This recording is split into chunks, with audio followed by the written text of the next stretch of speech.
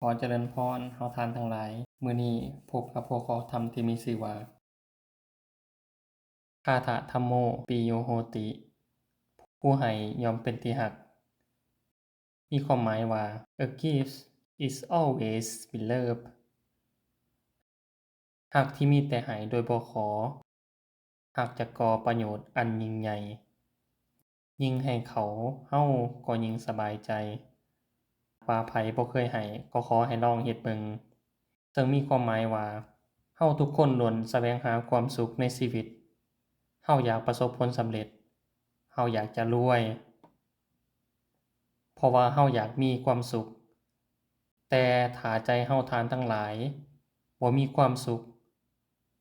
บ่ว่าจะอยู่ที่ใด หรือบ่ว่าเฮาจะประสบผลสำเร็จหลายปานใด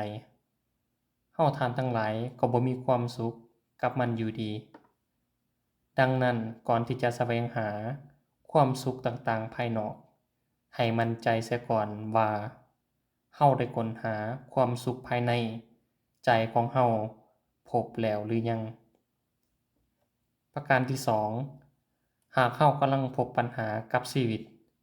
ควรจือสิ่งนี้ไว้เลยว่า หากเฮานิยามปัญหาว่าเป็นอุปสรรค ปัญหาจะเฮ็ดให้เฮาท้อแท้ แต่ว่าถ้านิยามว่ามันเป็นสิ่งที่เฮ็ดให้เฮาเติบใหญ่ขึ้น มันจะเป็นกำลังใจให้เฮา ดังนั้นปัญหาจะเป็นอุปสรรค หรือเป็นแรงบันดาลใจได้ อยู่ที่เฮาให้ความหมายกับมัน ขอเจริญพร